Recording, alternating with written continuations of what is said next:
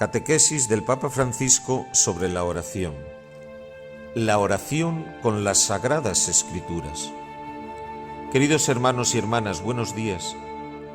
Hoy quisiera detenerme sobre la oración que podemos hacer a partir de un pasaje de la Biblia. Las palabras de la Sagrada Escritura no han sido escritas para quedarse atrapadas en el papiro, en el pergamino o en el papel, sino para ser acogidas por una persona que reza, haciéndolas brotar en su corazón. La palabra de Dios va al corazón. El Catecismo afirma: a la lectura de la Sagrada Escritura debe acompañar la oración. La Biblia no puede ser leída como una novela, para que se realice el diálogo de Dios con el hombre. Así te lleva la oración, porque es un diálogo con Dios. Ese versículo de la Biblia ha sido escrito también para mí, hace siglos, para traerme una palabra de Dios. Ha sido escrito para cada uno de nosotros. A todos los creyentes les sucede esta experiencia. Un pasaje de la Escritura, escuchado ya muchas veces, un día de repente me habla e ilumina una situación que estoy viviendo. Pero es necesario que yo, ese día, esté ahí, en la cita con esa palabra, esté ahí escuchando la palabra. Todos los días Dios pasa y lanza una semilla en el terreno de nuestra vida. No sabemos si hoy encontrará suelo árido, zarzas o tierra buena que hará crecer esa semilla. Depende de nosotros, de nuestra oración, del corazón abierto con el que nos acerquemos a las Escrituras para que se conviertan para nosotros en palabra viviente de Dios. Dios pasa continuamente a través de la Escritura. Y retomo lo que dije la semana pasada que decía San Agustín: tengo temor del Señor cuando pasa. ¿Por qué temor? Que yo no le escuche, que no me dé cuenta de que es el Señor. A través de la oración sucede como una nueva encarnación del Verbo, y somos nosotros los tabernáculos donde las palabras de Dios quieren ser acogidas y custodiadas para poder visitar el mundo. Por eso es necesario acercarse a la Biblia sin segundas intenciones, sin instrumentalizarla. El creyente no busca en las Sagradas Escrituras el apoyo para la propia visión filosófica o moral, sino porque espera en un encuentro. Sabe que estas palabras han sido escritas en el Espíritu Santo y que por tanto en ese mismo Espíritu deben ser acogidas, ser comprendidas para que el encuentro se realice. A mí me molesta un poco cuando escucho cristianos que recitan versículos de la Biblia como los loros. Oh sí, el Señor dice, quiere así. ¿Pero tú te has encontrado con el Señor en ese versículo? No es un problema solo de memoria, es un problema de la memoria del corazón, la que te abre para el encuentro con el Señor. Y esa palabra, ese versículo, te lleva al encuentro con el Señor. Nosotros, por tanto, leemos las Escrituras para que éstas nos lean a nosotros. Y es una gracia poder reconocerse en este o aquel personaje, en esta o esa situación.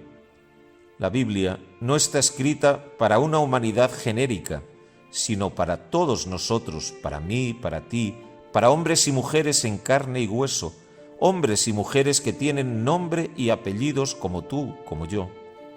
Y la palabra de Dios, impregnada del Espíritu Santo, cuando es acogida con un corazón abierto, no deja las cosas como antes, nunca, cambia algo.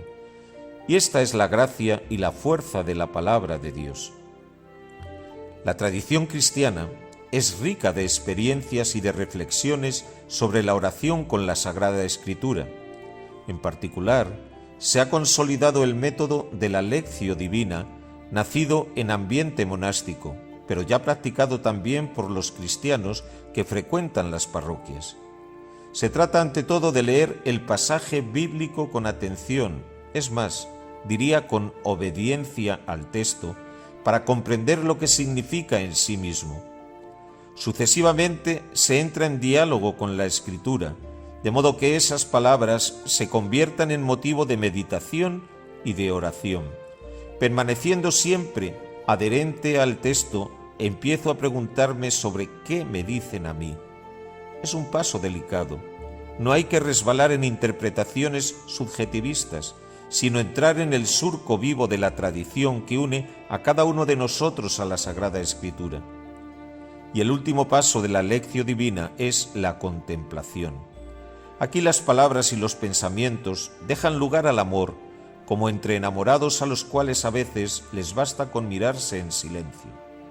El texto bíblico permanece, pero como un espejo, como un icono para contemplar, y así se tiene el diálogo. A través de la oración, la palabra de Dios viene a vivir en nosotros y nosotros vivimos en ella. La palabra inspira buenos propósitos y sostiene la acción, nos da fuerza, nos da serenidad y también cuando nos pone en crisis nos da paz. En los días torcidos y confusos, asegura al corazón un núcleo de confianza y de amor que lo protege de los ataques del maligno. Así la palabra de Dios se hace carne, me permito usar esta expresión, se hace carne, en aquellos que la acogen en la oración. En algunos textos antiguos surge la intuición de que los cristianos se identifican tanto con la palabra que incluso si quemaran todas las Biblias del mundo, se podría salvar el calco a través de la huella que ha dejado en la vida de los santos. Esta es una bonita expresión. La vida cristiana es obra al mismo tiempo de obediencia y de creatividad. Un buen cristiano debe ser obediente, pero debe ser creativo. Obediente porque escucha la palabra de Dios. Creativo porque tiene el Espíritu Santo dentro que le impulsa a practicarla, a llevarla adelante. Jesús lo dice al final de un discurso suyo, pronunciado en parábolas con esa comparación. Así, todo escriba que se ha hecho discípulo del reino de los cielos es semejante al dueño de una casa que saca de sus arcas, del corazón, lo nuevo y lo viejo. Las Sagradas Escrituras son un tesoro inagotable. Que el Señor nos conceda a todos nosotros tomar de ahí cada vez más mediante la oración.